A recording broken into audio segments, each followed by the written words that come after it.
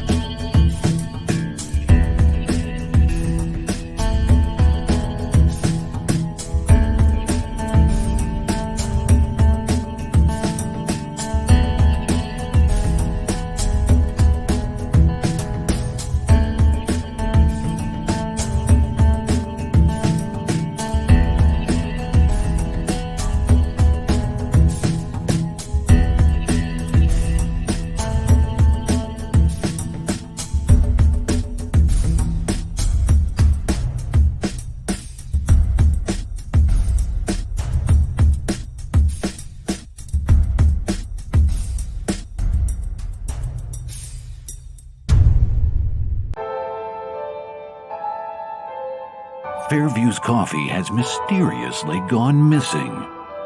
Mayhem ensues when strange, coffee-craving zombies plague the city. Detective Mickey Potatoes, an overworked public servant, uncovers why ordinary citizens are losing their minds and how to stop the coffee apocalypse. But it involves the mafia. And when you're dealing with mafia crime families, nothing is ever easy. The mafia controls everything in the city, including the police, including him. If he breaks the mafia, they will break him. So, the city is without coffee. The city is burning before his very eyes, but he's powerless. Detective Potatoes has the power to stop the coffee apocalypse, but if he does, he could lose everything.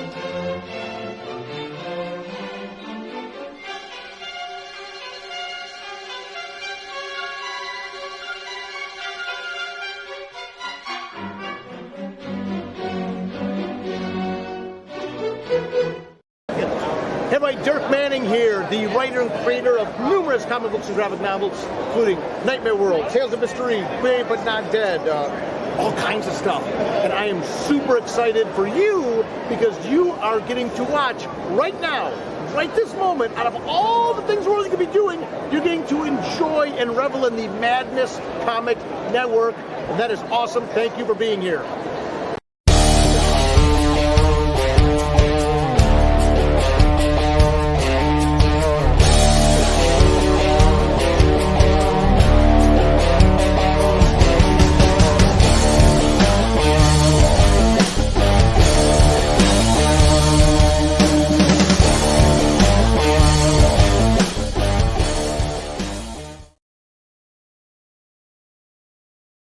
Welcome, everyone. Welcome to yet another Madness Open Draw stream. And you know how we do it. We got people that pop in, hang out, they draw, talk about the stuff they're doing. Sometimes we get off track, off the rails. It doesn't really matter, does it? Because we're going to do what we want to do. One of the things I want to do is play this for you right now.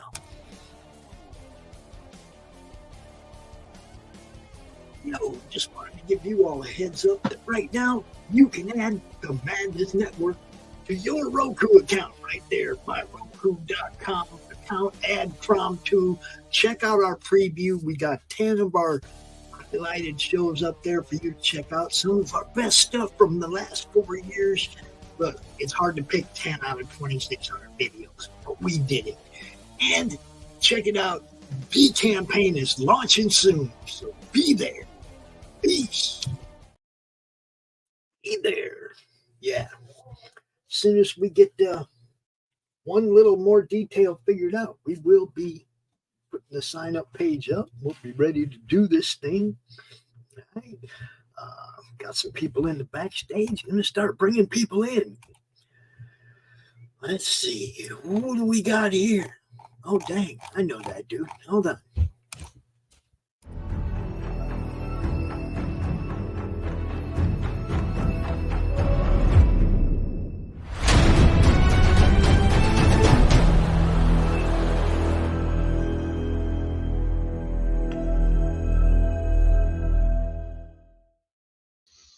Host to the Madness Gaming Friday morning, Mr. Maxville. What's up, brother? Going on? Dude, I had some fun last night. I never did that before where I played video game like that online. Yeah, just game and stream it. Yeah. Yeah, it's pretty fun. We do it with Call of Duty sometimes. Well, yeah, it's like you want to do it with something people can team up on, like Champions or whatever, but Fallout has to be something. Just happens to be the thing that I use to kill time on the side. Yep. It's the one I just lay back, controller in hand, no computer, no keyboard, mouse crap, just lay back on the bed, doing my thing, Yep. That's where it's at. Everybody needs to take a break once in a while and do your thing, yo. You playing Fallout 3 or 4? 4. I mean, I have 76, 3, 4, and New Vegas all, in the library. I could play any of them. But New Vegas, I've played just about every combination you can play. Yeah, my middle son, New Vegas was like one of his favorite games. He played it over and over and over. And he got a mod that let him make his own settlement. Yep. And all this shit. So he had tons of mods for that game, and he just did a whole bunch of different things. Played it all the different ways, making all the different decisions. Yeah, we'll keep talking about it. I'm just going to get these other guys in here real quick. You guys know him. He's been around quite a bit lately. Mr. James Lee's The Steins. The Steins. What's up? Oh, not even here. Oh, well, we got our other friend, kind of a noob coming around. I mean, he's an old friend, but new to the Drawstream. Mr. Les Gardner, what's happening, my friend? What's up? Working on character designs for new project.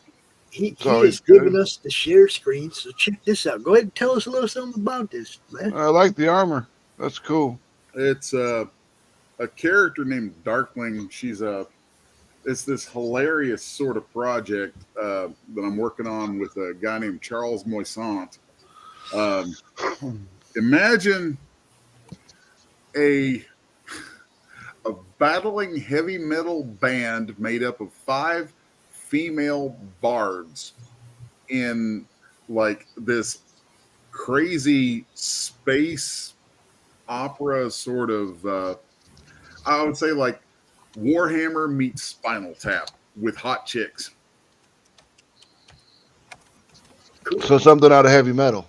Yeah, very much so. It's very much, the whole thing is very much a love letter to old heavy metal. Here was show you this one. This is a character, a sheet of just sketches working up to building up the characters. Yeah. That's cool. She looks good. Thanks, man.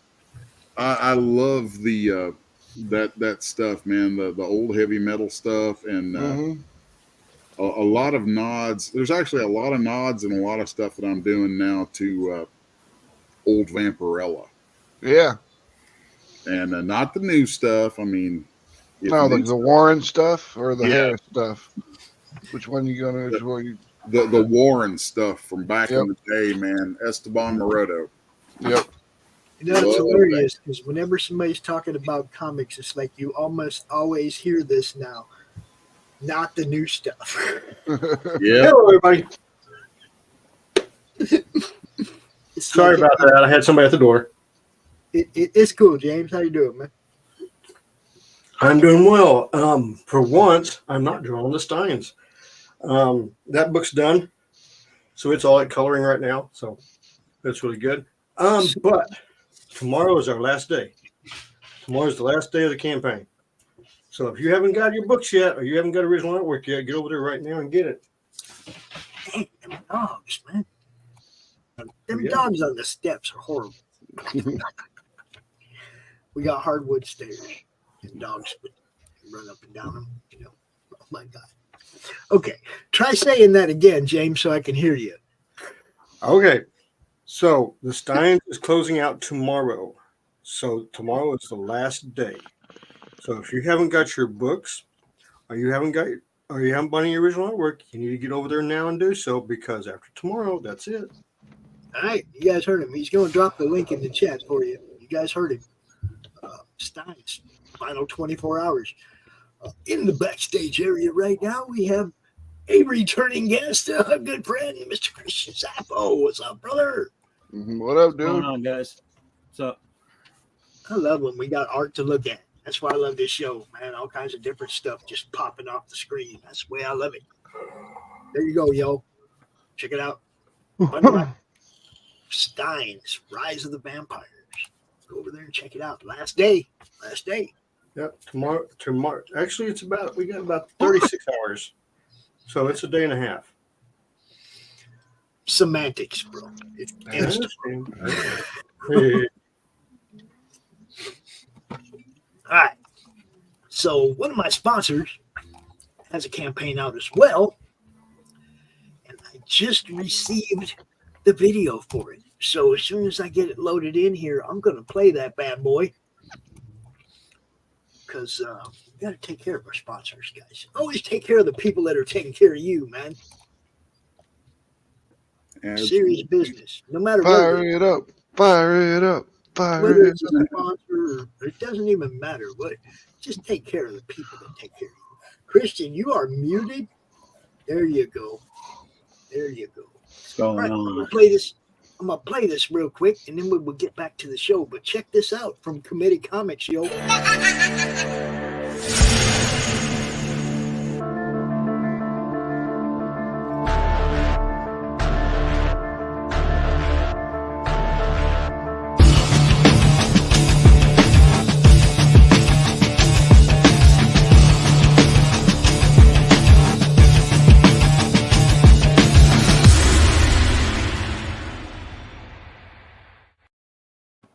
Nice.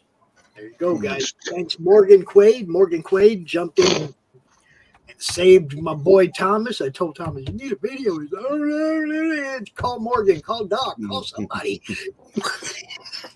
Oh, listen, guys, I've been under the weather the last couple of days, and my inspiration's lacking. So, if anyone have any suggestions on what I should be doing today? Christian, have you ever drawn Crom? I don't think I have. Smoking crack and worshiping Satan. No, I've drawn other people doing that, but That is Crom. That is the first ever drawing of Crom right there. all right. That's how Then I we felt have the the last few days. release version. Let's see. Let me pull up Doc's version real quick. Doc says his is the one. And speaking of Doc, god damn, if he didn't show up right then, you're just gonna have to wait till I show this, Doc. Okay, I'll get to it in a minute. But I'm off that screen now. So where the heck is it?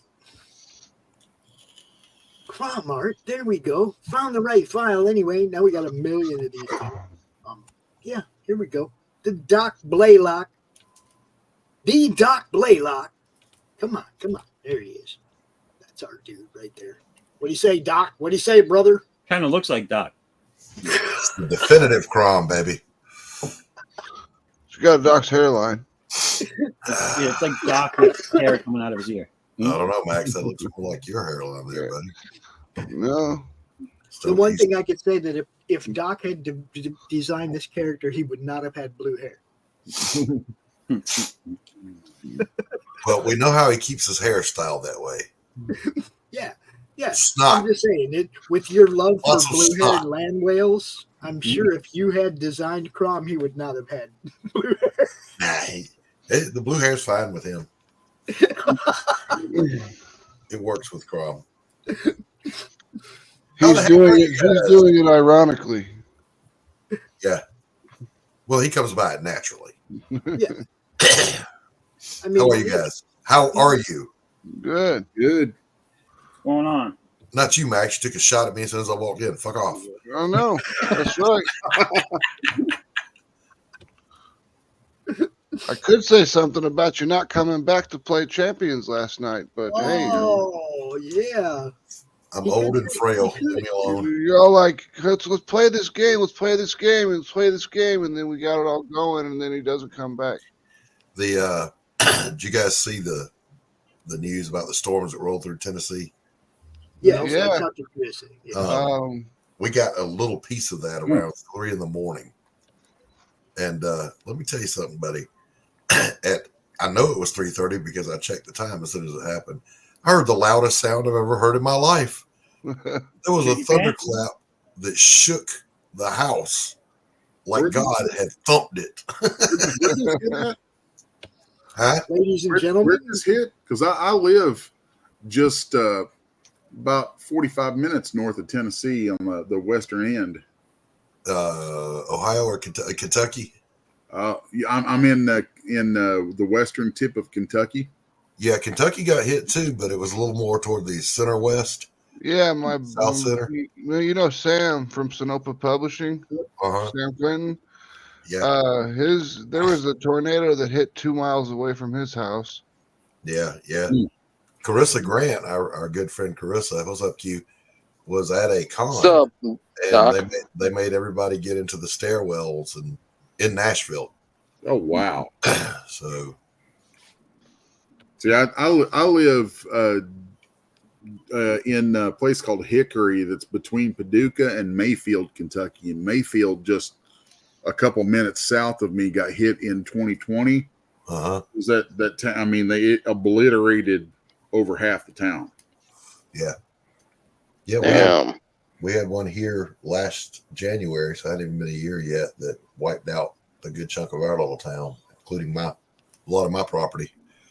Yeah, So, my wife was having flashbacks last night. She's like, "Oh no, not again! Like it's not going to hit us, honey." The whole reason I even ended up moving out here was my introduction to it was a couple years ago. I was invited to come participate in a show here that was a benefit for the people of Mayfield. And the place I decided to move here. That's cool. Who are we looking at here? That is Les right there. That's the guy you were just talking to. That's it. Oh, yeah. Beautiful piece of Guess work. where I am? Thank you. Q, you're doing laundry. Nah. I'll give you a hint. Okay. Are you in Right. a con? I'll give you a hint. Let's just say it's right at this very own land of the free. You're in the What? States? Yep. Where you at, Q? The West Coast. Oh, West Coast. That's not really America. That really isn't the land of the free. That's more the land of the stupid. Yeah. Yeah, basically, yeah. The land of the well, free, stupid is almost the same, but yeah. What are you doing over there? What are you doing over there? You can get in Q. easier. Q. Q, you bastard. You not even got nothing. Oh, they silenced them. Nothing. Yeah, they censored him already. Yep. California got him. Yeah, but just for only 2 weeks, and after 2 weeks, I'll fly back. Well, what are you doing out in California? Just a little bit of a sightseeing. I mean, it's not my first time; it's my second time visiting. Okay. Where did you go? L.A., Frisco, San Diego? L.A. L.A. Mm-hmm. Keep your head on a swivel. Where she gets. Keep your head on a swivel. Yeah. And remember, nobody walks in LA. Nobody.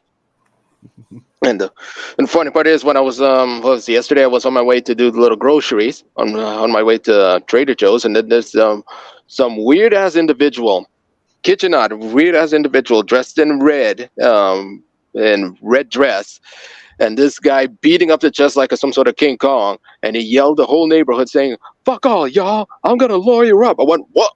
Yep, that's LA. I was having a bad day.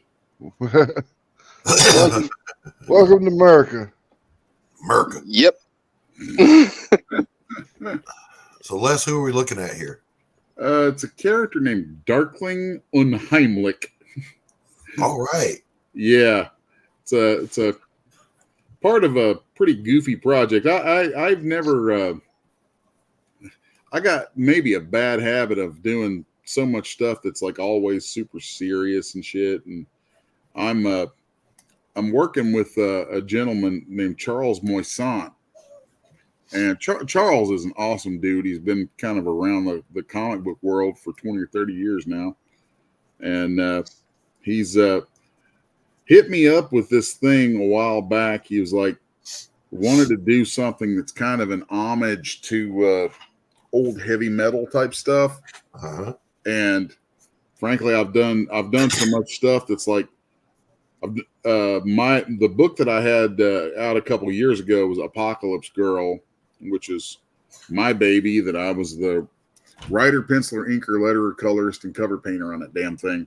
And it's a heavy book. It's a very, very serious kind of story, very heavy book, all kinds of stuff. And then worked on just finished a project called Homestead with Dirk Manning. And I'm in the middle of a project called Reign of Dracula.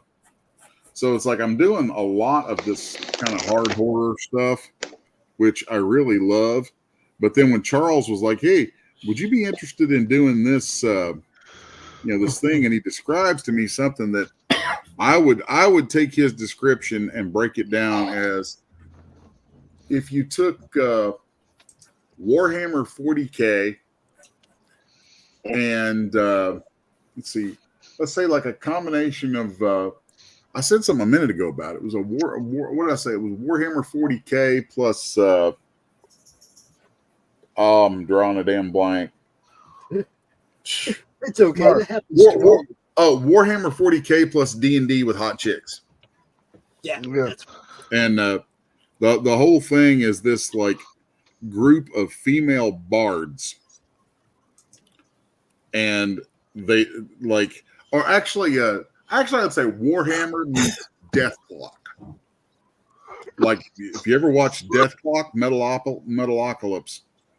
So it's like I haven't drawn the stuff in here yet, but like this chick, her weapon is basically an axe that doubles as a bass guitar, and then like she has like armor across her back that has amplifier speakers in it. Nice. So it's just it's silly and absurd, and yeah, it's gonna be fun. She's like, of all the character descriptions, she has the least sexy one. But she's like, neck to toe, body completely covered, like tight leather suit kind of stuff. Which it's a good looking design. I like it. So yeah, I think it's going to be a fun project. So, and we're just kind of. I was tinkering with this stuff today, just working on some character sketches and messing around. Like I was showing earlier, there was this this was like the first real set of sketches leading into it, kind of doing a little look development for what some of these chicks might come off as. So yeah, that's what I'm up to today. So Here's back. Maybe. James, what are you drawing? I am doing an homage to Ripclaw and Velocity from Cyberforce. Upside down, it looks a lot like Wilsh style. Looks like Conan. Looks like Conan. No, it's Ripclaw. It's nice. Yeah, I've always had a real love for the two characters, especially Ripclaw. Max, I will be getting a Roku stick today. Okay. One way or another. One way or another. Gonna find one. Gonna get it. It's just, it's getting there. And obviously, I can't go there today, but somebody is going by Walmart that I know and said, hey, will you do me a solid? Just order it on the internet and have them delivered to your house. Can't. Cash don't fucking work on the internet. I gotta go to town to put money on my card or just go to town and buy it. You see what I'm saying? I can't just put money on my card from here. That was my thing. What I was talking about the other night. I have enough money on my card to pay my phone bill. If I use that, I still got to get into town, put money on my card to pay my phone bill. So you got to go to town no matter what. Yeah. It didn't matter. It was getting to town that was the issue, not, Where does the cash come from? The cash is in my wallet. Well, I know that, but I mean, like, what is the source of the income? Because, like, if it's something that you can... What difference does it make where my cash came from? Well, I'm just... Because if it's coming from somewhere that it doesn't. Originally is electronic... It doesn't. Then, if it did, then it wouldn't be an issue. Yeah. He could tell you, but then he'd have to kill you.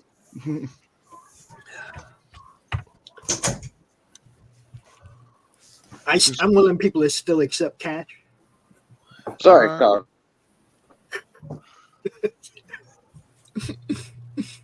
Sorry, I left out. The internet is being a dong here. That doesn't surprise me. You got a hotel?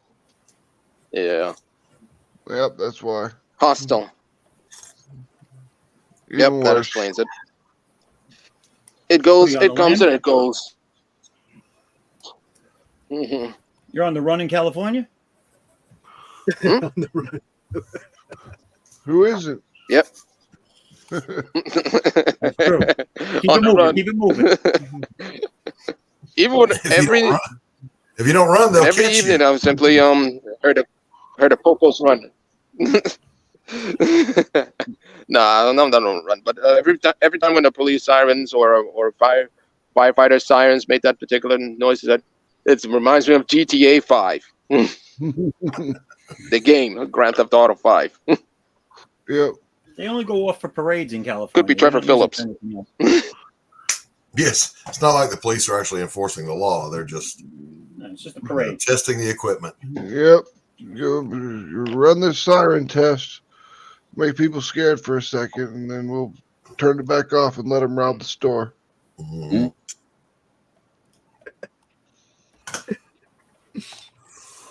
Well, they let the criminals run the sirens. What are you talking about? Hop in the car, buddy. We'll flip the switch. You want the shotgun too? And occasionally you hear the roosters crying. In fairness to the cops, though, it's not their fault. No. They'd love to be doing their jobs. I don't know how the guys that really love doing their jobs can stay in a place like that if then died. I don't think they have, and that's the problem. Right.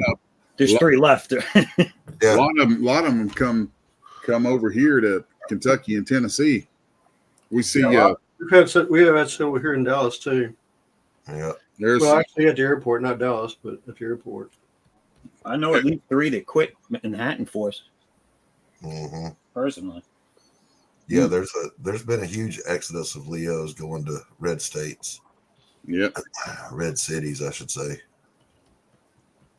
I where I work, because I work out there with them, the pay out there is fantastic.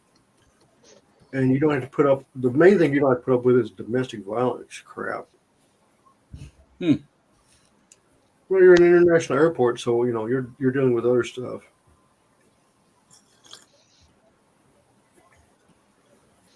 Pops, can I take liberty with Crom here? Only if it's consensual. No, absolutely not. Be touching him in his no-no spot.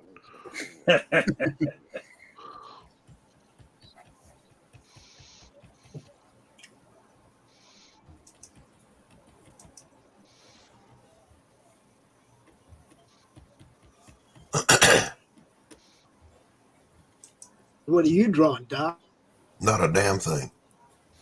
Mm-hmm. Well, it looks good. Thank you. Appreciate it. Oxygen. Drawing oxygen.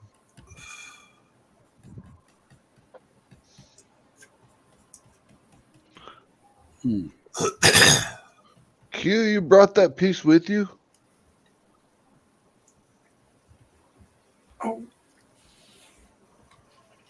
What this? This? Did you bring that piece What, this with one? you? Yeah. Yeah.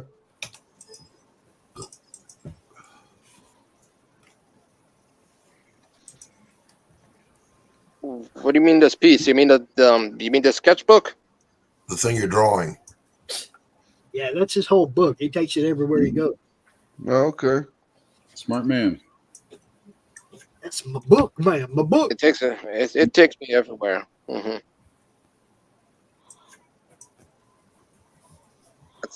That's how thick this thing is. That's how thick. That's what she said. Keep me going. She's thick. Yeah. As a brick. There was this dude named Don A travel Porter. size for your convenience. When I was in high school, there was this guy named Don Porter, and my buddy Brian. Every time he'd come into the lunchroom, Brian would say, "Thick and meaty, big and juicy. That's the Don Porter I know."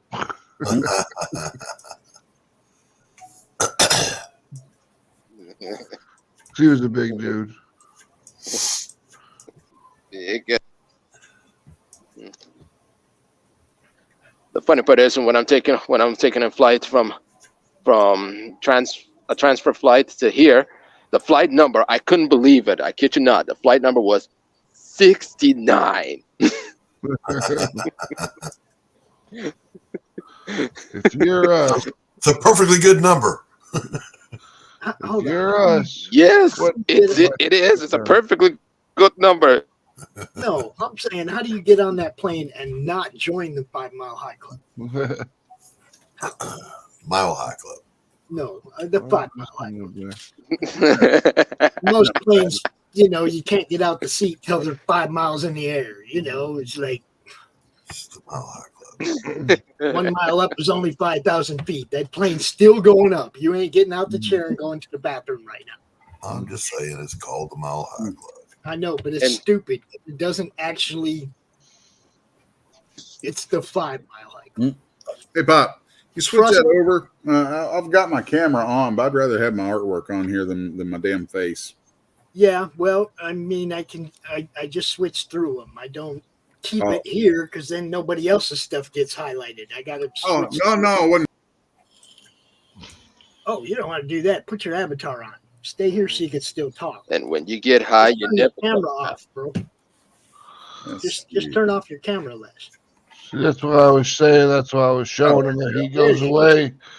If he goes away, we can't see him. We can't hear him.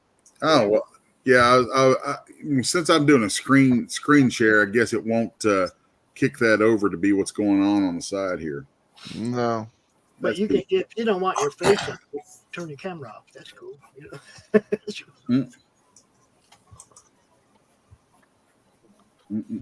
Everyone likes to see the concentration face for artists. Oh God, makes me look like. Oh, look at this one. The constipation faces. It's like the O face. That's the constipation face? That's what it is. The concentration face for an artist is their O face. Just remember that.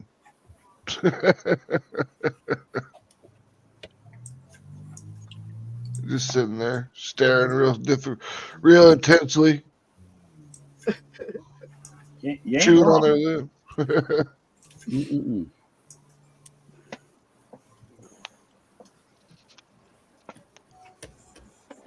Pops, have you been to Grand Rapids? Yeah. That's the con I go to. Yeah. What about? Yeah. Yeah, it's only like an hour away. So, hour and a half tops. Why? An hour. It took. For some reason, I thought you were. Because I was. Because what? Come on, Q's phone. Work for me. Because what was the last night I was at some sort of party, some sort of a barbecue party, and I met a chick. It turns out that she's from Grand Rapids. I go, well, Grand Rapids, where could that be? And she replied that Grand Rapids is located in the west side of Michigan. Mm-hmm. Yeah, it's not far away at all. And from that, I asked Pops if you've been to Grand Rapids. Oh yeah, oh yeah. So cute. You tap that ass. And then she said, "Do you want to come back with me?" Yeah. You have to ask her if she's been to the Grand Rapids. Yeah. See? You tap that ass, Q? You use your sexy foreign accent to tap that ass? Did you tell her where she wish, could find but she's you? with the other guy. Oh. You're only gonna be in the country for like what you say, 2 weeks? There's always gonna be another guy, man. There's always gonna be another guy. For 2 weeks, yeah. That's her choice, not yours. You just put it out there. She's always with another guy, yeah. That's gonna be her choice, not yours. You just put it out You just there. chit-chat, that's all. If that dude gets lame, I'm over here. You know? Have you ever seen the Netherlands, baby? Hey, have you ever been to Amsterdam? Damn it. Man, you could probably get 90% of California girls just with that line right there. You want to go to Amsterdam? Yeah, but what are they going to give you in return? Besides, you know what I'm saying? They'll stay with you after. Not Hopefully, you pick the right one that's worth going to Amsterdam with. You know. Yeah, it's called. I'm going someplace other than California.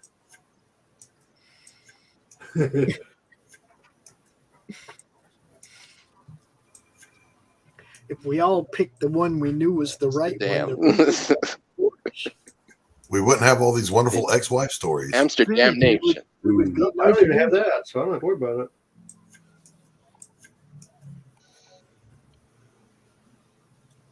I got plenty of exes. I can loan you one if you need one.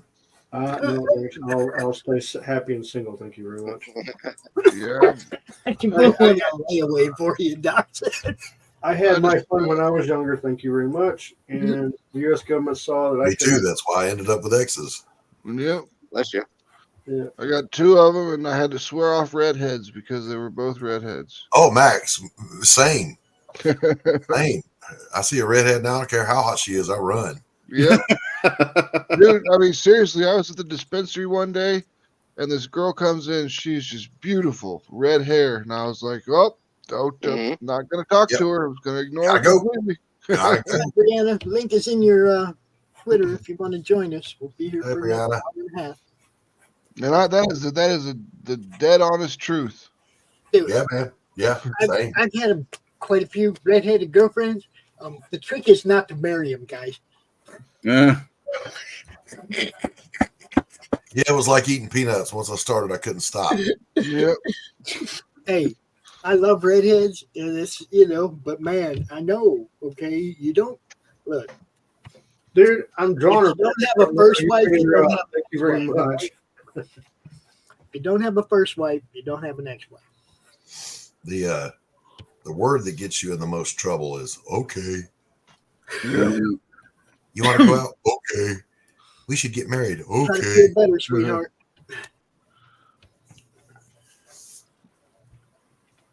Yeah, I never said okay. Hold on. There was some chat.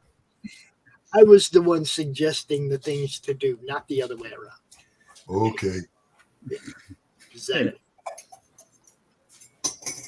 Want to go to Vegas for the weekend? Yeah. Okay, let's go. Okay. He was like, she was the one going, okay. It wasn't, oh, good. Okay. And then when it was, hey, yo, this was fun when it began, but not quite so much fun anymore. I'm gonna check out. You have a good day. You have a good life. Peace out. Yeah, I Brianna was. says now, why are people here afraid of redheads? Well, Brianna, let me tell you. I'm not afraid of it. Love me some redheads. Y'all. All y'all right. got fine. Here we go. When I was deployed the first time, my ex-wife sold all my comic books because they were evil and brought evil spirits into the house. Yeah, you married a nut job. That's what I swear. I got And you. then the second time I deployed, she just fucked everyone under the sun. So nut job. Yeah, Max, I married a redhead and I served my country and she served the fleet.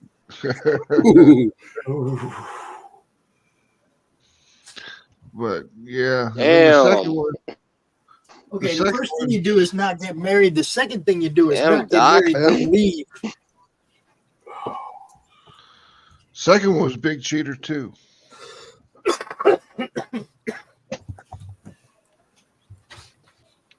Yeah. Damn it. The whole thing is, guys, is that I've met a lot of wonderful women that are still friends of mine, but I ain't never met one that I knew was going to Max. be there till the end.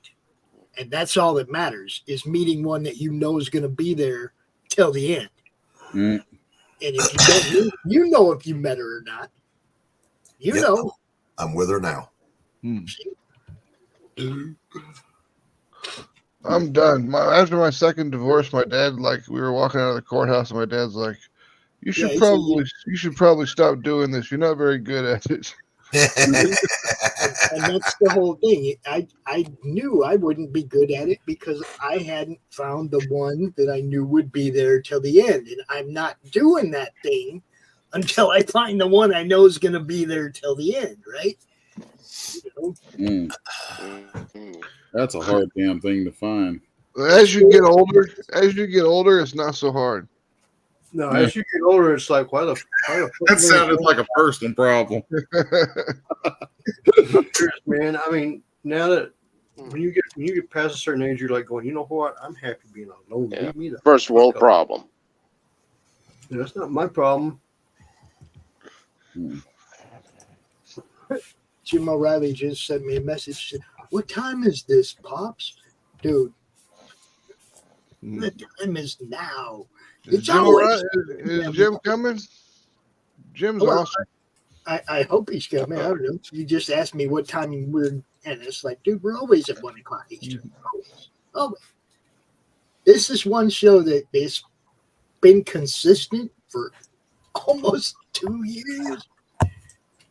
You know, Has it been that long? yeah. Damn, don't seem that long. This show, we've been doing this one for quite a while, man. Doc's show is over a year old.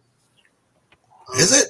Yeah, Laurie's been doing her show for like 65 weeks. hers is well over a year. It's like, I mean, she took over. The Tuesday Morning Brew is right on the verge of 100 episodes. Laurie took over on number 35. Yeah, it was someone else was hosting it when it first started. Yeah, I did. Yeah, I was thinking, I thought it was you.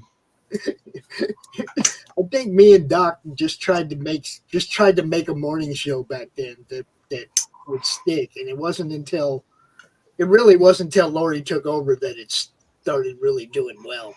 And then I wanted a really good morning show, so I started mine. Mm-hmm. But his is in the afternoon. Then I moved it to the afternoon. Doc has a good afternoon show, right? Yeah, anyway, it's like it's one of those shows you got to listen to at work because you can't do it during your drive time and you can't do it during your drive in. Yep. I'd like to do a morning drive time show. That's the style of show I do, but I'd like to do it during that time frame. But it's just really hard to get guests. It's hard to get me and my co-host at the same time with families. Well, actually, when you're doing, when you're doing interviews with people that are like professionally in the scene of whatever you're talking about, like music or art or whatever at the time, as long as they've got something to push, they'll usually come on your show, and they're used to these early morning things because they go on these early morning shows, and they have like a press time, and they'll say like, "Hey, we'll have the availability at this time," and then you just either run it live or tape it. You just record it and then run it as live. Nope, never. The show's got to be live or it loses its magic. You've never worked in radio, have you? Yes, as a matter of fact, I have. Because radio is mostly all recorded. No, I'm at. The DJ records what he's talking about before he even takes his break, and he's usually out smoking a fucking bowl while he was running that fucking slot on the shit. And then like when you like, they don't even get to choose what they play. It's all piped in from some fucking centralized computer that's corporate computer owns. Yeah. So like when you call and do a request, they just record that shit. And then like when it's about to play, they'll play your request as if you just made the request a little bit ago. I don't know. When I was in radio, it was a live show. It was on a channel I hated. It was country music. And I despise country music. How did you get there, man? I don't want to know. The one, the only Mr. Jim O'Reilly. What's up, Jim O'Reilly? Hey, what's up, everyone? Jim? How's everybody doing? How's it going? All right. Good. But it was okay because they didn't hire me to DJ. They hired me to do voiceovers and commercials. Yeah. See, and that's the reason I got into radio was because my friend was a production manager at Zebra, and his job was to make commercials and, all the promo spots and stuff. That's what he did. Only he would go in on Saturday, which was actually his day off, because that was the only time that the building wasn't packed with people. And he could get in that studio, put the on-air light on, and know that nobody was going to bust through that door. There's nobody there on the weekends. So then they told him, well, if you're going to be here every weekend, you got to do a 4-hour radio spot. So Rob was like, all right, fuck that. I'm just going to call Pops, have him come in here and pull music for me and answer the phones and shit. I'm going to get my work done like I want to, right? And he'd just pop in the studio once in a while and say something. But for the most part, I ran the show. And it was a blast. And the thing is I wasn't an employee of Z-Rock. So I couldn't get fired. So if there was an A-list song that I was supposed to play that I didn't care for, I wouldn't play it. I'd find something else by that band that fit the same time limit, and I'd play that instead. And then the station manager, of course, would call the station. Let me talk to Rob. Well, Rob's in the booth. On air lights on. I can't fuck with him right now. You have to call back later. Click. I'm trying to run a show here. I'll talk to you later. What could dude do? I was the one keeping the show going, right? Yeah. He couldn't tell me nothing. He couldn't fire me. He wasn't paying me. But I was keeping his show afloat while his production manager was getting his work done.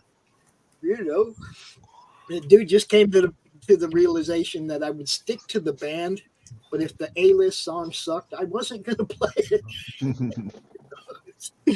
He just agreed with it. Fuck it. They played it enough anyway. It wasn't like they weren't going to meet the the quota.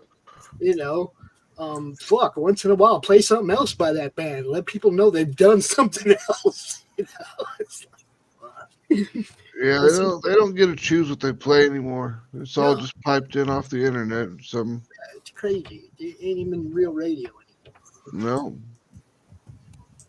It's all been corporatized. As soon as well, they figured out they could save money without having real DJs and stuff. So why not? That's the whole thing. Trying to explain people. When you get into stuff like with Marvel, DC, and stuff like that, they used to be. I mean, they're not right now because they have to have this thing called CIE score that makes them the most woke, diversity, equity, inclusion company. They get 100 score. They get No, it starts with a C. It's an actual company, and they rate businesses on how much diversity, equity, and inclusion they are. And now, because of Disney being so stupid and trying to do 100%, they're being sued by 4,000 of their employees because they hire and they evaluate people for rating based on merit, and it goes against diversity, equity, inclusion, where when it comes to equity and inclusion, everybody should be paid the same no matter how good their job is, which is basically socialism. And so that's what they're trying to push, and it's backfired on Disney so good. And it's just another thing that Bob Iger's having to deal with besides the hostile takeover. So Disney's just getting completely obliterated right now. You said that word more times than I care to hear on one of my shows. I'll tell you the truth. Dude, I hate it, dude. I've seen it in action. It sucks. I don't give a shit about Disney anymore. Yeah, it leads to terrific Marvel variant covers. Oh, God. That has been a hot item for a day or two, ain't it? Are you talking about that Wolverine Beast cover? Yes, it has. Yes. Oh, God.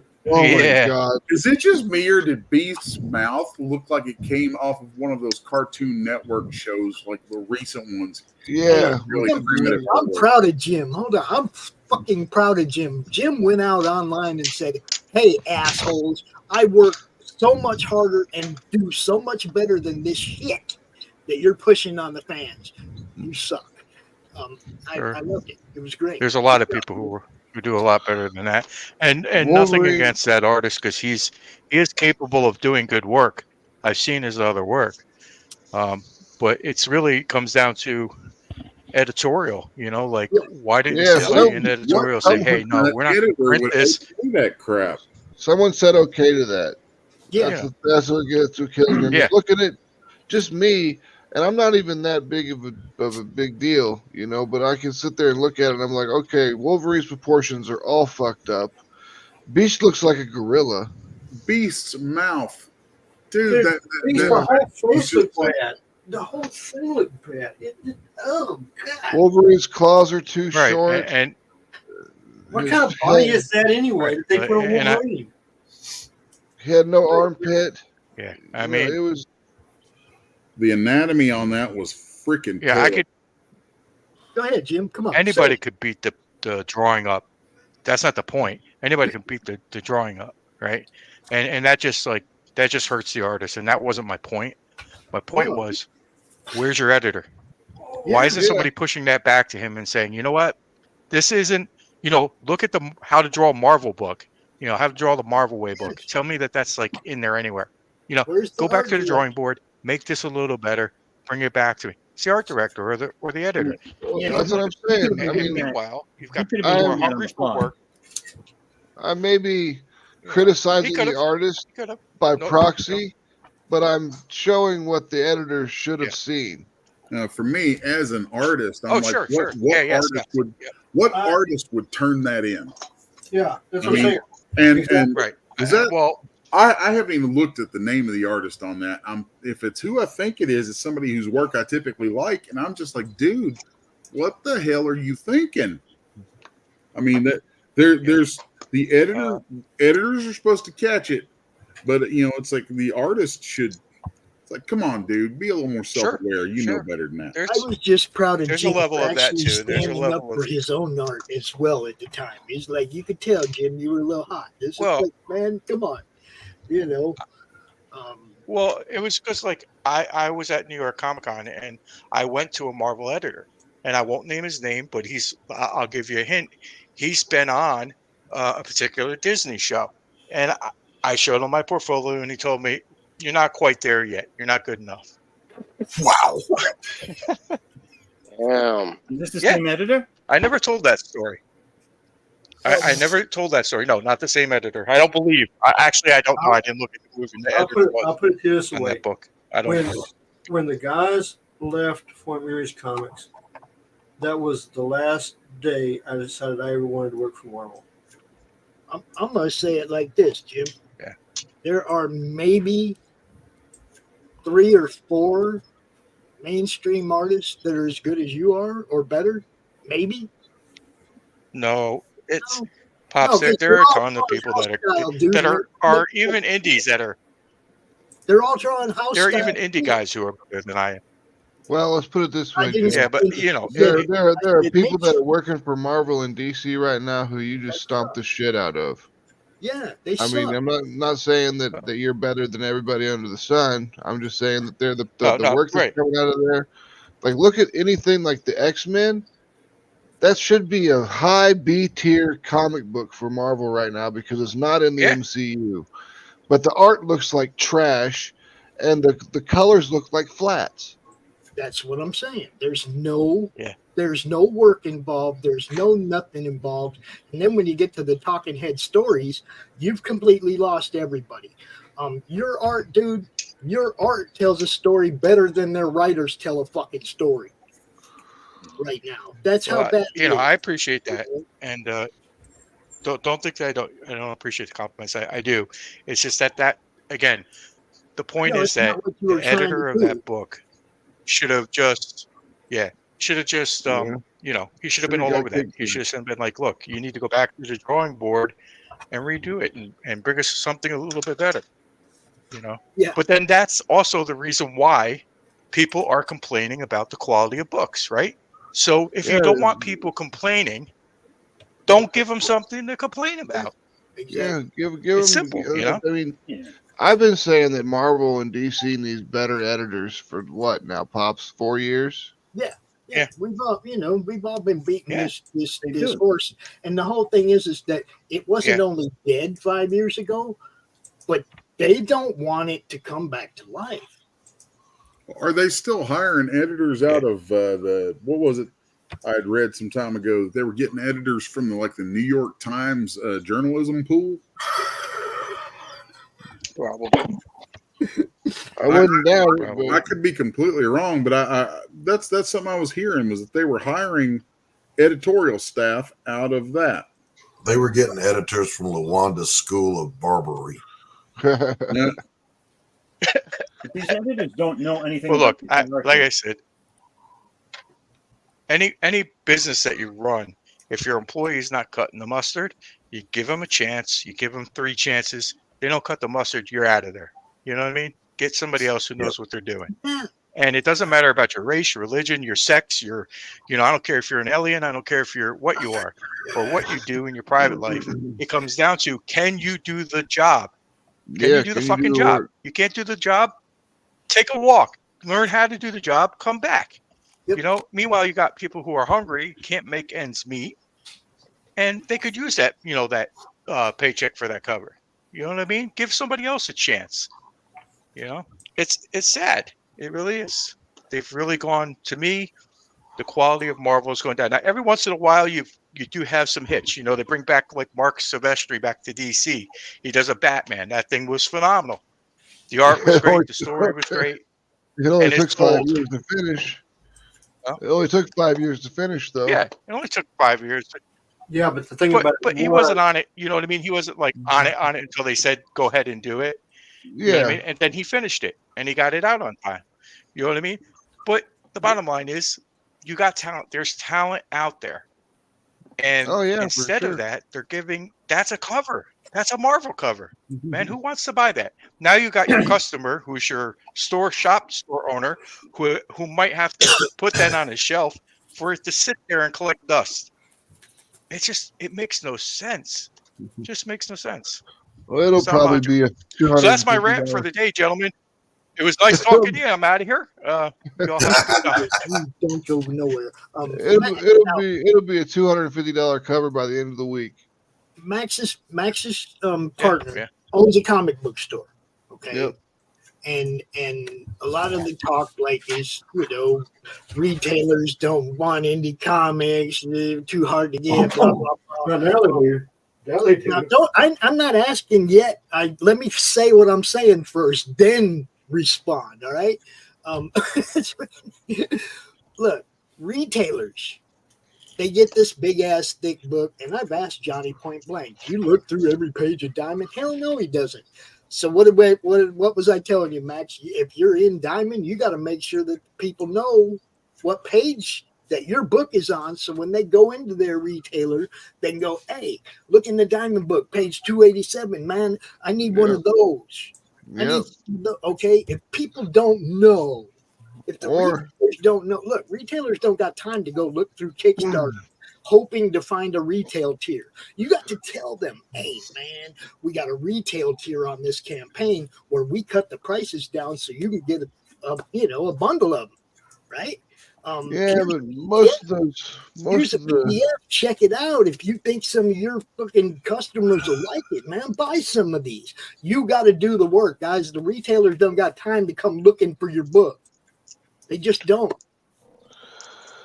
What there really needs to be done is there needs to be somebody that's willing to put some money forward, a few $1 million, to create a independent distribution channel like Diamond, but it's just for indies, because if they could get that done, then it would be a lot easier for these comic companies to order stuff, especially if you could offer free shipping somehow. The problem there, Kay, again, is the factions and the fractured comic industry. Because oh my God, if that guy's booking it, I'm not putting my book in it. That kind of stupid shit. You guys gotta understand, if you're trying to sell books, you got to quit that shit. You got to just sell books. Well, people just everyone's so hardline nowadays that it's my way or the highway. So it's kind of stupid because it's like, I don't bring up my politics or anything in Atrocity Press stuff at all, because it's not relevant. It's just not relevant to anything at all. So I don't even talk about it online.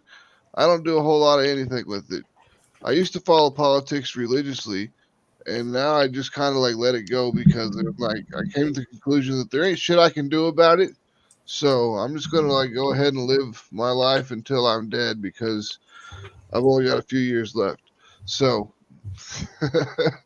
I'm good to go. Yeah, look, that's the problem with that independent creators thing, though, is that there's always going to be those people that, you're going to either get guilted by association to one person that's connected to it that's on the other side of my stance. And, you know what I mean? All this cancel culture bullshit, all these fucking factions in comics, that shit's everybody shooting each other in the foot. It's shooting each other in the foot. You all need to get over the infighting and help promote each other and help sell each other as an entity. And I don't mean a faction of the entity. I mean independent comics as an entity. Now I remember, it's not comics, it's music, but it's basically the same thing because it's art. when I started in the '90s doing shows, like promoting concerts and putting on shows and pulling in bands from out of town and stuff like that and putting on the concerts, the whole independent scene in Kansas City, they were like super supportive of one another. And then I went and I joined the Army, and I came back, and it was just like this fractured mess of just infighting and drama crap. And I'm just like, what the hell happened? And now only a couple people are making money and everybody else is struggling, right? Yep. Yeah. When in the beginning, everybody was making money. Do y'all understand what's happening here? Y'all fracturing your own fan bases. Quit doing that. Quit doing that. I saw Y'all ain't doing shit. Helping each other, talking each other up. Ethan does a cover for Eric, blah, blah, blah, blah. And then something happened and infighting and bang, bang, they shot each other in the foot and they lost all that extra customer base that they had gained in the first place. Don't shoot each other in the foot. And the hospital will cover your medical cost. Any question? No, it's here's the thing, and this is what I've noticed about the comic book industry and independents all the way across the board. And this is what's happening in big companies also. You do not have people who understand what business management means. Okay? And here's business 101. I don't have to like you. I don't have to care about you. But if you're making money with me, I'm going to put up with you so we both make money. That's bottom line. If you don't make profit, you're having problems. And what you're having in with this social media garbage and all this bullshit DEI crap and everybody else trying to go after each other is real simple.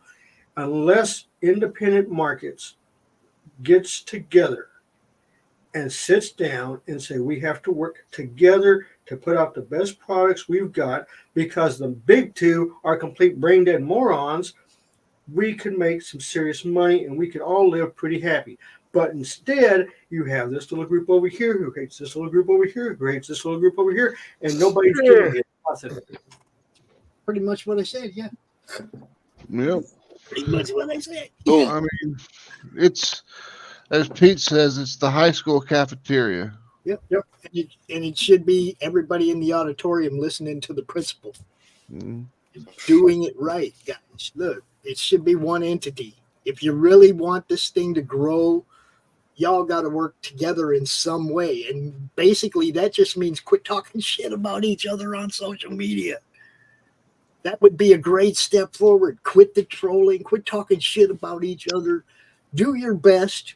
And in independence. Now, I'm not talking about the mainstream. Don't give up. But what they're doing. Okay? Don't care. And the more we talk about it, the less we look good.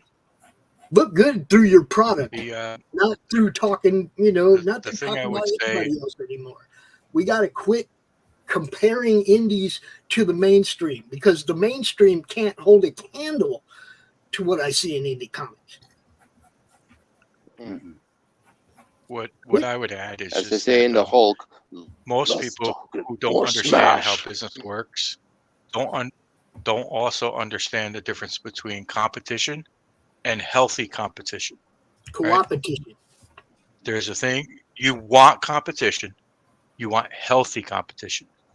What we have is unhealthy competition in comics.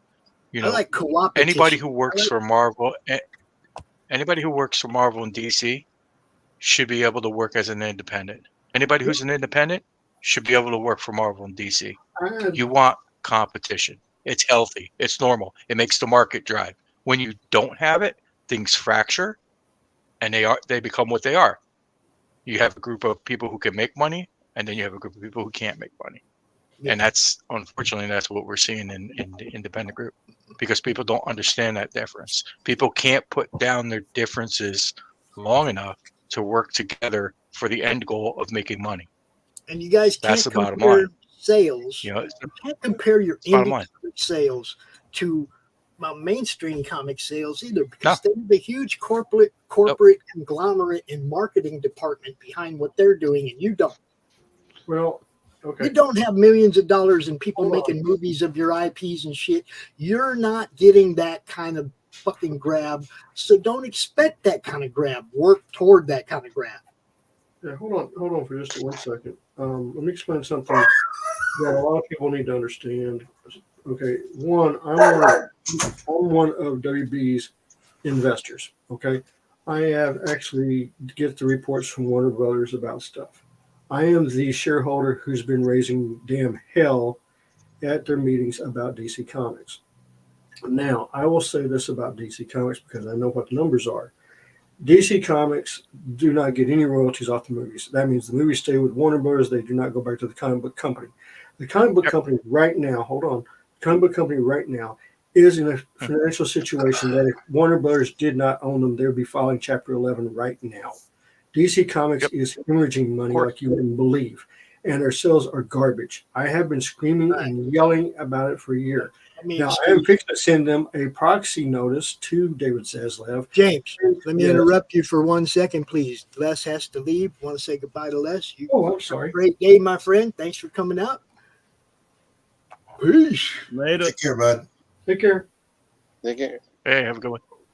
Now, as an investor, I have the right to do what's known as a proxy statement that I can send directly to David Zaslav if I think there's a serious issue going on with the company. Now, if y'all didn't know, the last quarter meeting, Warner Brothers Discovery, in their beloved streaming service, lost half of their entire advertising revenue. Okay, we're talking roughly $2.5 billion. So they are trying to recoup what they can with other places, but they are ignoring DC Comics.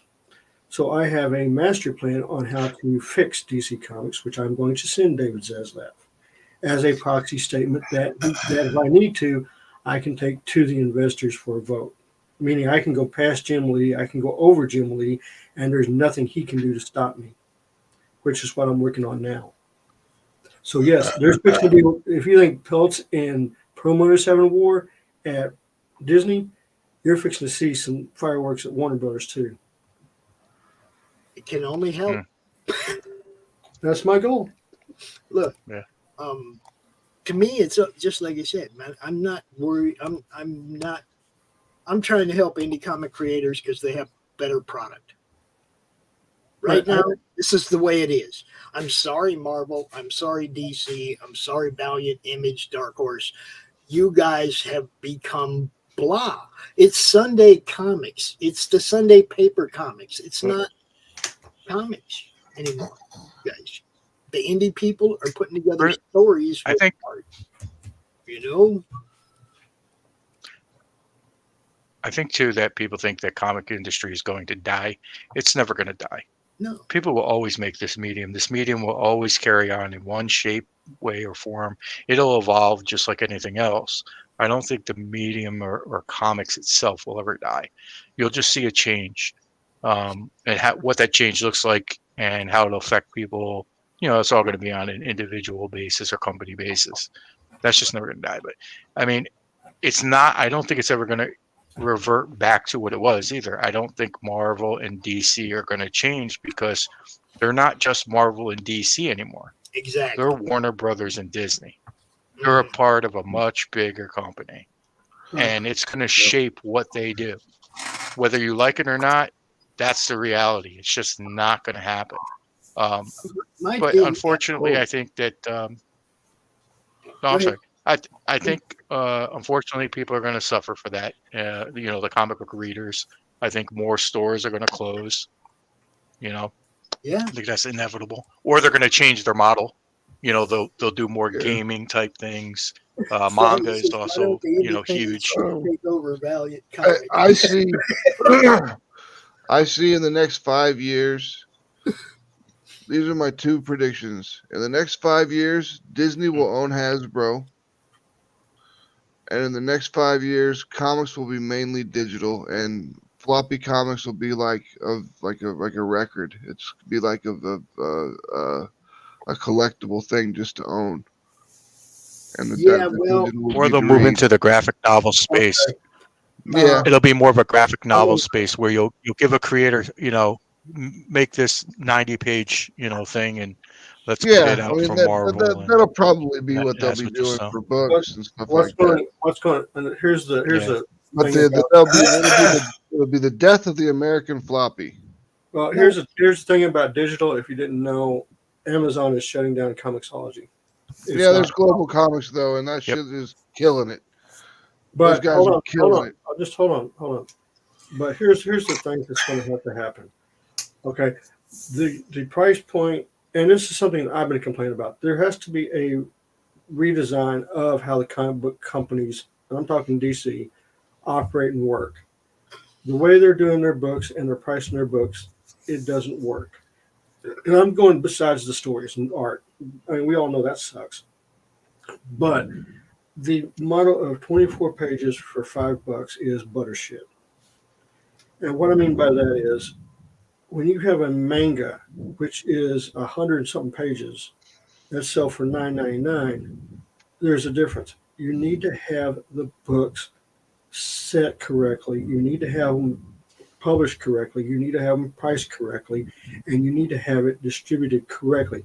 Everything that DC and Marvel are doing is an outdated system that does not work. And You're talking manga though, which is you're talking scale. No. Hold on. Let me explain something. Okay, I understand what you're saying, but bang for your buck. And what I mean by that is this. There's $10 manga books because there's millions of them being sold, and they can do that. Can I finish, please? I'm not talking about doing 100, 200 pages of a comic book. What I'm saying is, it needs to be fundamentally looked at, because Marvel and DC used to do a lot of books that did 250,000 print runs. Okay. Why did it fall apart? Because they got bullshit writers in there that don't know what they're doing, and they're all doing this gay rom-com crap that does not sell. They've alienated their fan base. They need to sit back, and this is where I talked about business management. Go back, look, who is our main reader?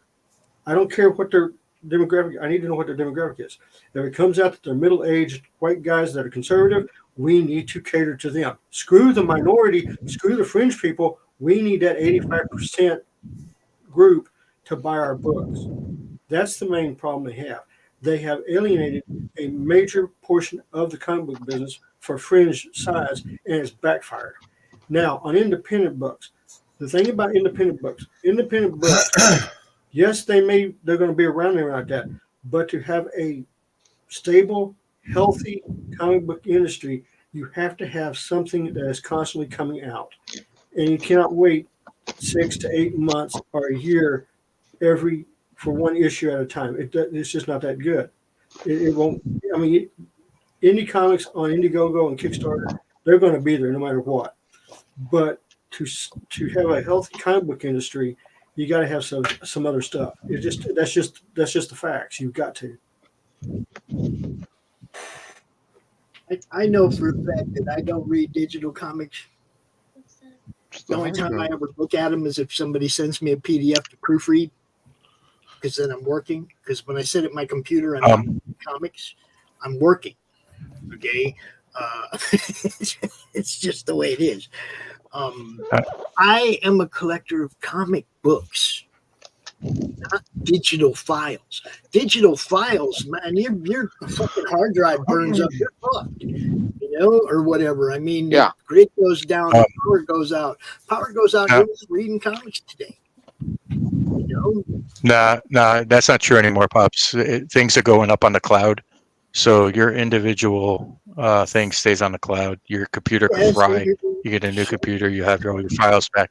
But that's down the road. I think digital will become big for the next generation. Our kids do not collect books. Let's face it, the books are slowly going away. And eventually down the line, generation. Everybody has forgotten what I know comic books are. They're supposed to be a disposable medium, like manga. Let him finish, Pop. They're selling millions of copies, and they give them to their friends. It's not a collectible. It doesn't have some giant feature. I get all that. Of value. That's what they've done to comics. Every comic off the shelf now, everything off the press could be the next big thing. It could be worth $1 million.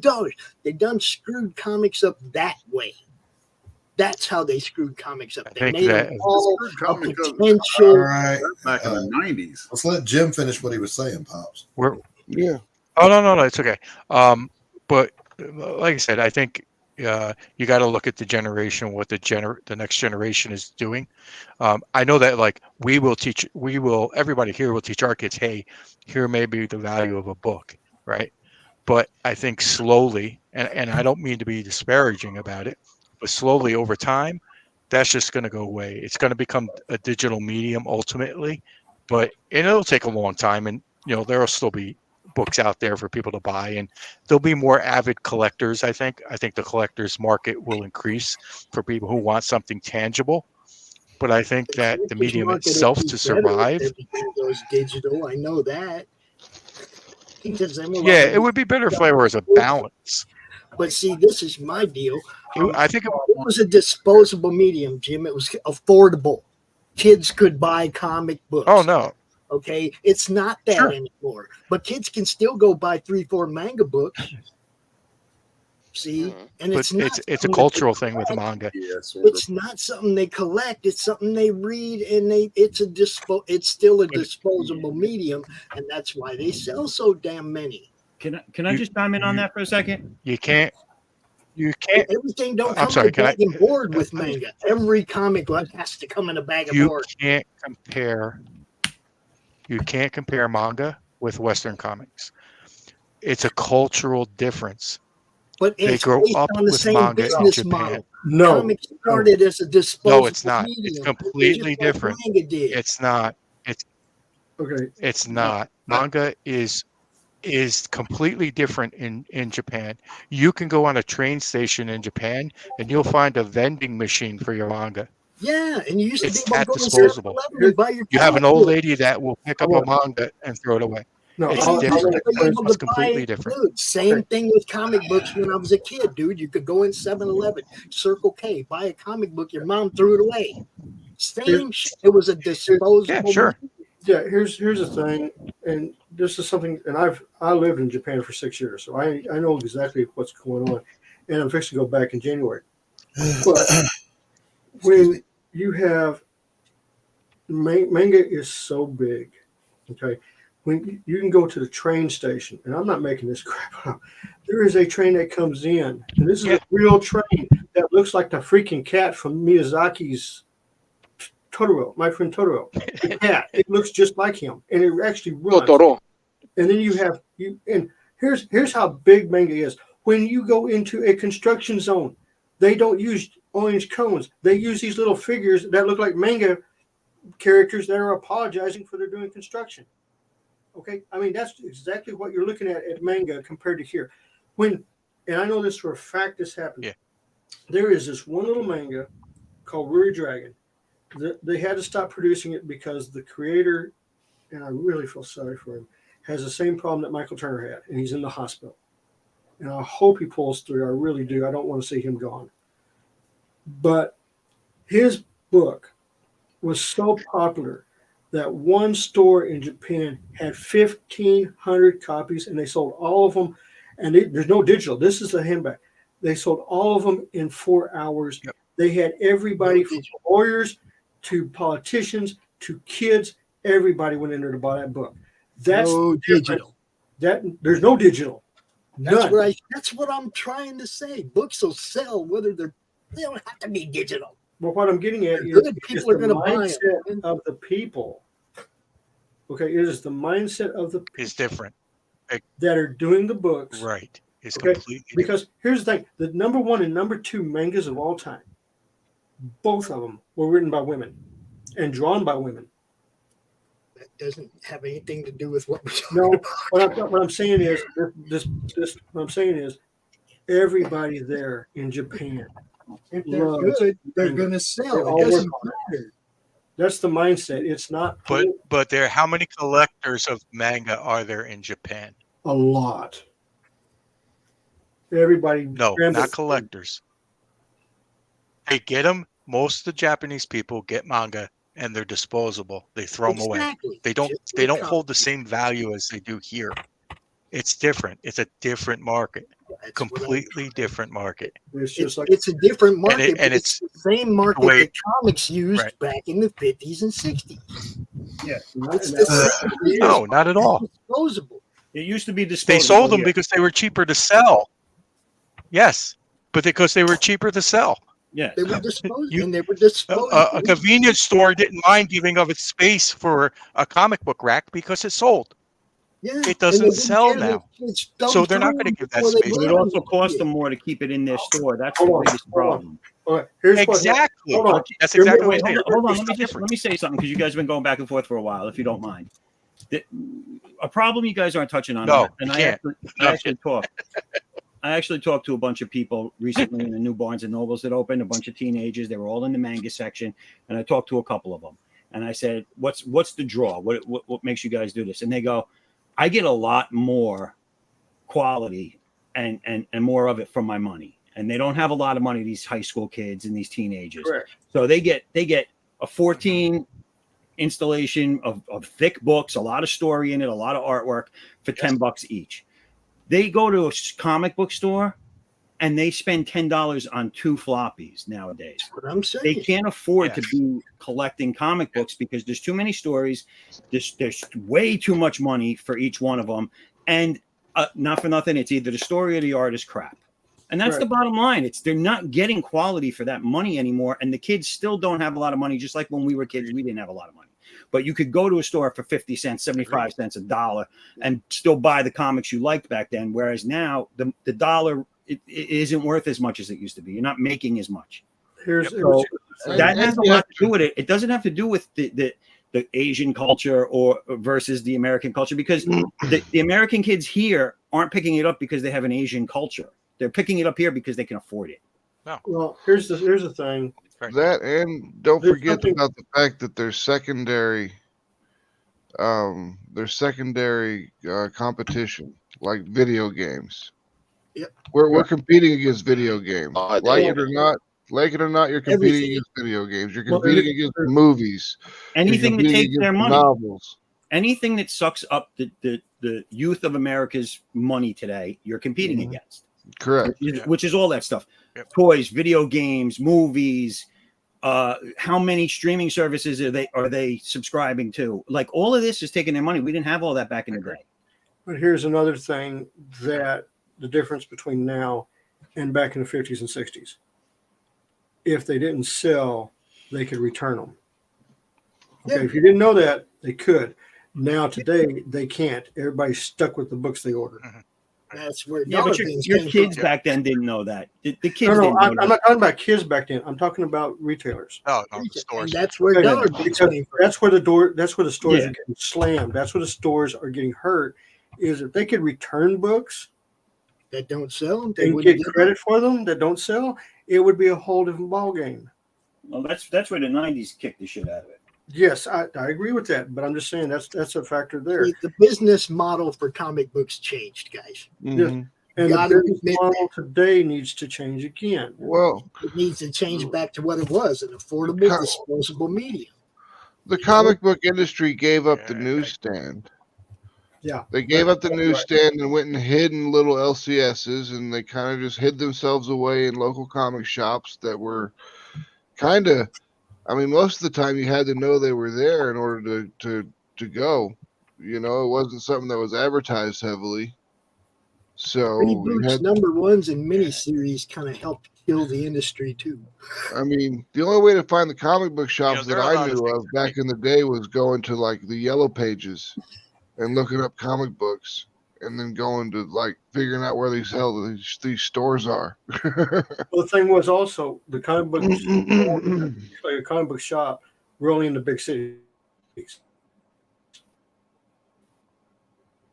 They also didn't maximize If I was buying comic books. um, And then when I got in the army, I used the PX on their movies. So that was it. Yeah, they didn't capitalize on the films. I mean, like they should have had at the No, beginning of every they did movie. not. They should have had like All kinds of ads. a rack All kinds of- outside. Well, they just They need, had- selling Yep. comics outside, and then Vendors, everything. they need to have Yep. fucking what's his face walk out there and be like, "Hi, I'm Chris whichever Hemsworth. one. I'm the mighty Hemsworth, Thor. yeah. You know, I play Thor.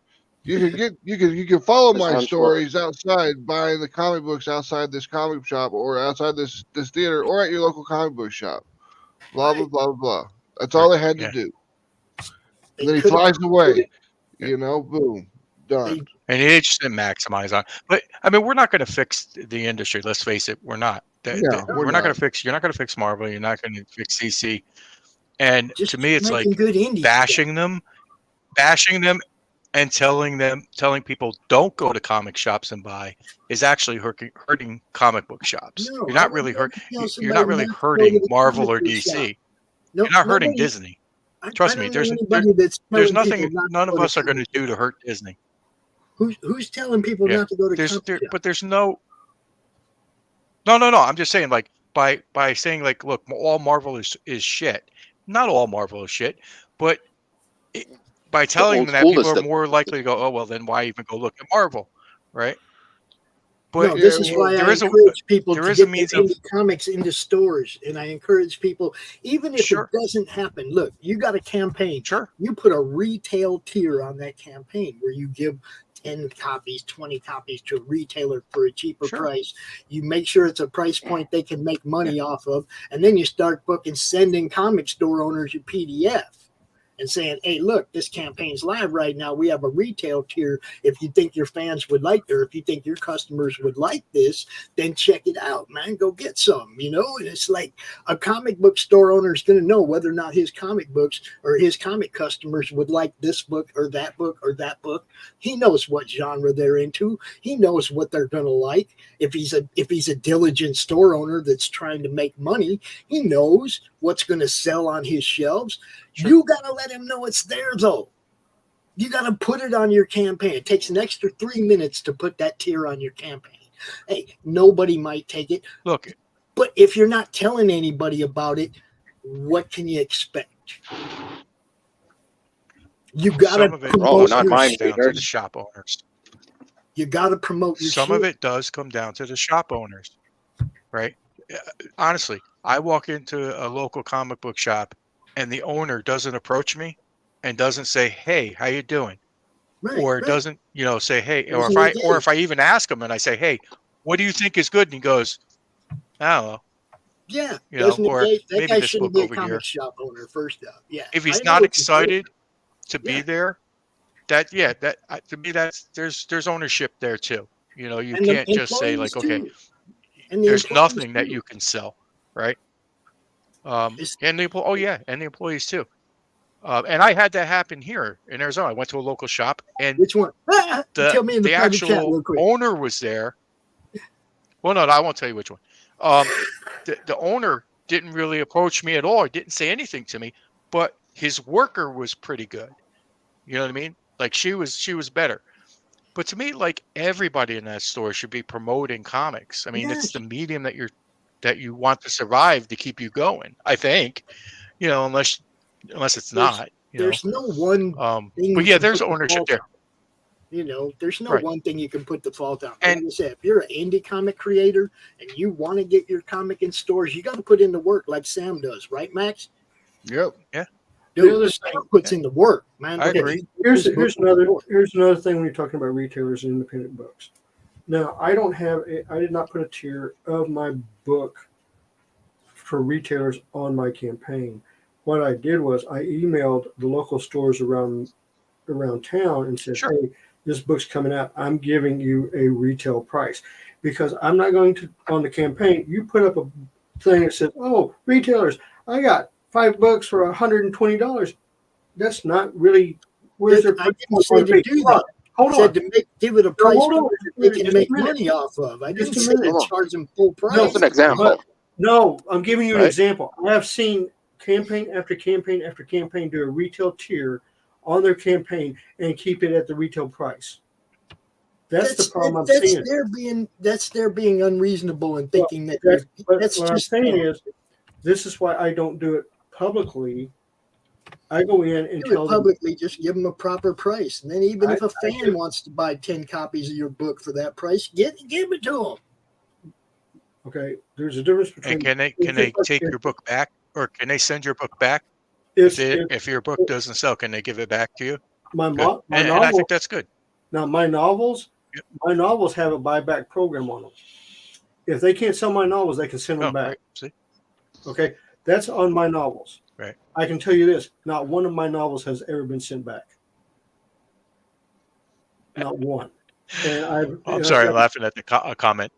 So, but yeah, I mean, the thing about it is when I give a big discount to the retailers. Okay, I give them a big, just like I do with novels that my publisher does. I do the same discount, and I've got some sales for them. I just don't, I'm just not saying what it is publicly, but yes, I have some sales on those. And they've said what they want. Old Dirty Fatty in the comment. Yeah, I love it. I'm sorry. Old Dirty Fatty in the comment says, "You are all wrong. Only I am right." And then he says, "Only I have the correct answer. You must submit to the supremacy of my ideas." Yes. Oh, and if you didn't notice my post on Twitter, I posted the greatest hero that ever has existed in all times. I'm with you, Fatty. Captain Chaos from Cannonball Run. I thought he was going to say Glenn O'Leary. You remember who Captain Chaos is from Cannonball Run? Freewheeling Franklin. Of course. You know who Glenn O'Leary is, right? No, I'm talking about Don DeLuise. No, Glenn O'Leary. He's Don the guy DeLuise. that was on the 60-second Twitter video that got Mike Miller involved with Oh, him. yeah. And No, that guy. he was. That guy. I may just send him some free books. I'm being damn serious. I may send him some free books from my campaign just to say thank you for doing what he did. We're trying to get him on the show. I love to talk to him. But yeah, no, I'm seriously. I'm He thinking does a about. lot of. You're talking about Mike Miller. No, well, we're trying to get him on the show too, but we're trying to get Glenn O'Leary, that guy that's the comic book store owner. Oh, Glenn. Yeah. I think as a community, maybe sending him a box full of independent comic books and with a letter saying thank you for what you did. Yeah, if you watch the full 30-minute video, because he does like a 30-minute video every week or something like that for his shop. And if you watch the full 30-minute video, he actually supports indies quite a lot. So he'd probably like that. Because like I said, I'm always ordering extra books anyway. So I'll probably send him some stuff just to say thank you. Because if all the shop owners would get together and say, you know what, we're tired of this crap. I think that would be a slap to DC and Marvel real quick. Well, the shop owners really are. I mean, that's Marvel and DC's customer. Yeah, that's their Marvel and DC's customer is not the end reader. No, I mean, Marvel and DC's customer is not the end reader. The Marvel and DC's customer is the comic shop. Yep. So the comic shops kind of banded together and put pressure on Marvel or DC to do something. That might actually work, but because they're owned by Disney and Warner Brothers now, it might not work because Warner Brothers and Disney don't give a shit. Well, okay. Just a second.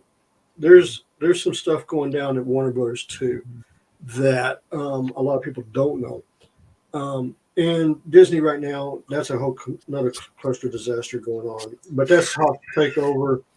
That's going to be Earls and Dave Perlmutter, who, if you haven't heard, they picked up 5 more investors on their side.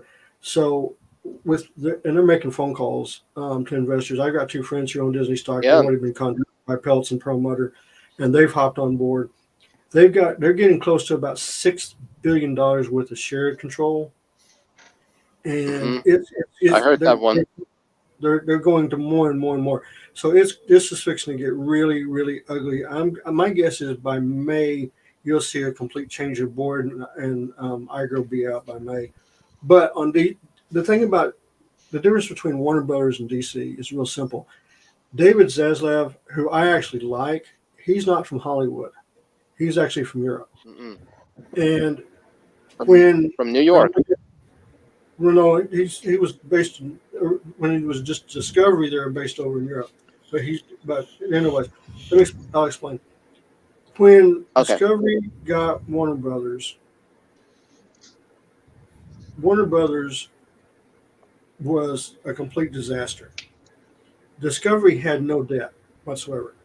So when they took Warner Brothers from AT&T, Warner Brothers and all their subsidiaries had $72 billion in debt.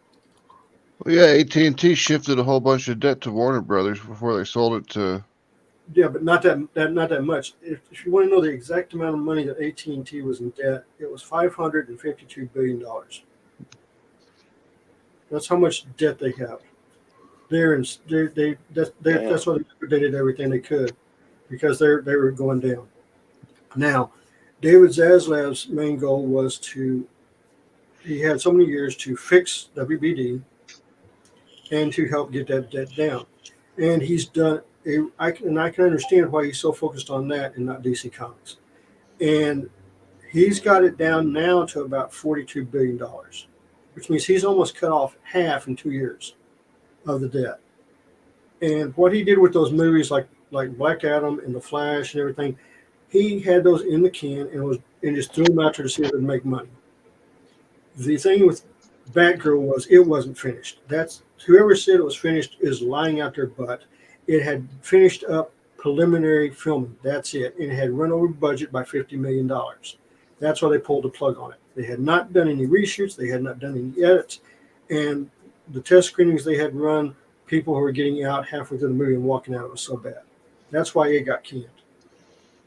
Right now, they're trying to revamp everything and get everything back on gear. I'm saying probably not till 2025 or 26 will we see Warner Brothers really come back strong.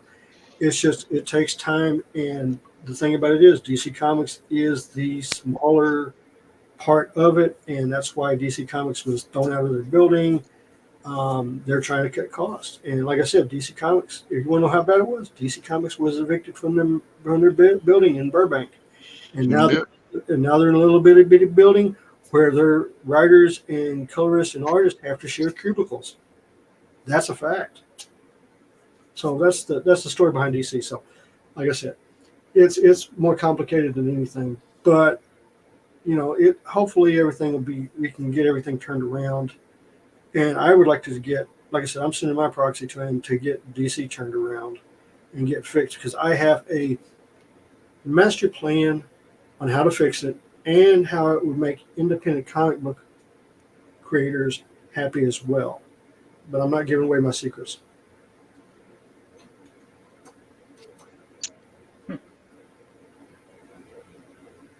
Well, guys, we're about that time. Well, I hope it works for you. Oh, we're about that time where we go around the room and tell everybody where they can find each other. Ready to wind this one down, because got to show off some Dave here a little bit. We're covering the Teen Titans.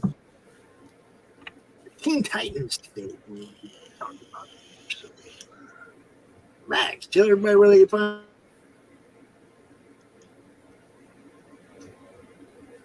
Max, you're muted. Aha. You can find me here at atrocitypress.com. You can find all of our social media links. You can get all of our news a week early before it hits social media. So check back at the site often. And then, there's also our store where you can buy our books, physical, digitals, and our t-shirts and stuff. So just check it out. Hit it up. It's got everything Atrocity Press, man. James Lee. Hey, you can find me on Twitter, Facebook, and at www.thevonsteins.com. Campaign for the Steins ends tomorrow at actually 1 o'clock, right at 1 o'clock in the morning, Monday night, Tuesday morning. So if you get over there now and pick up what you can pick up, because like I said, after it's over, it's over. All right? Have a good one. Mr. O'Reilly. Hey, everybody, you can find me on the internet under Jim O'Reilly Art. You can also find me on my website at www.JimO'ReillyArt.com. And you can find me here on the Madness. I like to jump around on all different shows and pop in and say hello to people. So on the interwebs. Yep. And burying bodies. I also bury bodies out in the desert. Them there interwebs, man. I just love looking at that avatar. And the interwebs. I just love Which that one? avatar. The one you got up there. Rick. Oh, the Mojo? Yeah. Oh, Mojo. Yeah, those colors, Sigmund Torre killed the covers. I'm working on a book called Planet Quest right now. It's a graphic novel with the writer of Daredevil and Echo. He also wrote Deadly Neighborhood Spider-Man. B. Earl is his pen name.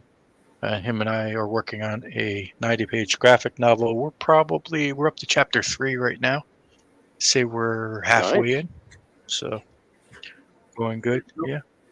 Nice. Awesome. Mr. Zappo. What's going on, everybody? So you can head over to foresight11.com, subscribe there today, and you'll get all the latest on my upcoming campaigns for the new year. And you'll find me here on occasion. On occasion. Nice drawing, Zaf. On occasion that I can be here. Great, by the way. Thank you. I like it. I like it. That's Pimp Crom. Pimp Crom, yo. Pimp Crom. Pimp Crom. Right. Pimping ain't easy, yo. I'm gonna finish this one up for you for next week. Cool. Can't wait to see it. That's awesome. Thank you, my friend. Here you go, people. Look, you can find old Dirty Fatty by looking to the sky and praying for brilliance, yo. Forgot this. Forgot about me. I didn't forget about you. I'm waiting. You know. Oh, sorry, because of the connection. That's why. Anyhow, I'm going to make it quick. You can always find me here in the Madness Comic Network on YouTube and Roku. And on the run in California. And we actually are on Roku right now. Yo, the preview channel is up right there. Check the banner right there, and it's in the chat. The link is in the chat. If you have Roku, go add our channel to your account. This is the preview channel. There's 10 shows up there. Max put a lot of work into this, guys. Go add yourself to it. You know, let's make this thing big. Let's get this thing out, get it seen, and let people know what's coming when we hit Roku. You know what I'm saying, people? Yeah. All right. I'm Pops. You know what I do. You know why I'm here. To promote indie comics. That's the main gig I'm into. Trying to help people get their comics in stores, help them get their comics sold, help them get their comics seen. That's what the madness is all about, people. So, thank you for your support, and watch out what we do in the future, because ain't no slowing down over here, people.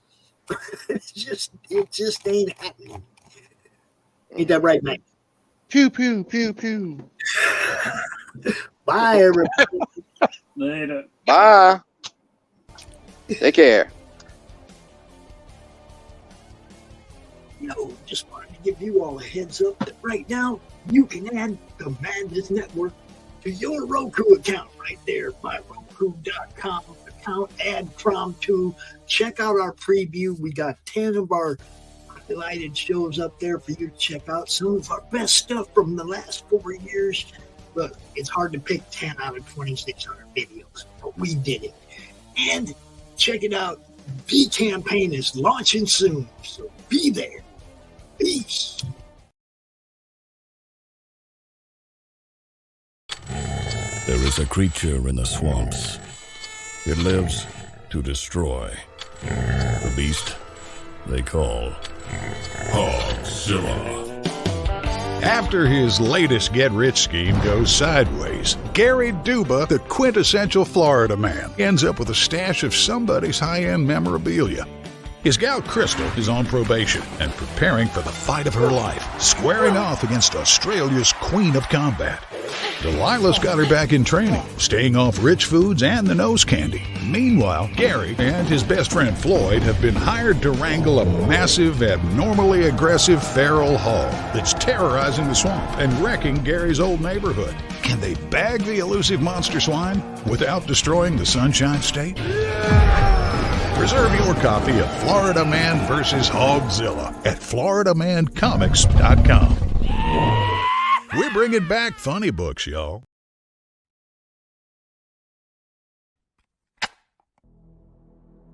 I told that moron not to take out my Tchaikovsky tape. No matter, let's get started.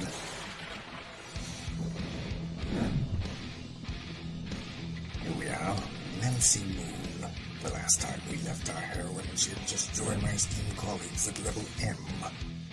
And the soldier who cannot stop talking, a magician with money issues, and a vampire with a checkered past. But there are other teammates she's yet to meet. One in particular might be a little bit shocking for her. I do hope she's not allergic. Back it today, won't you? Like right meow.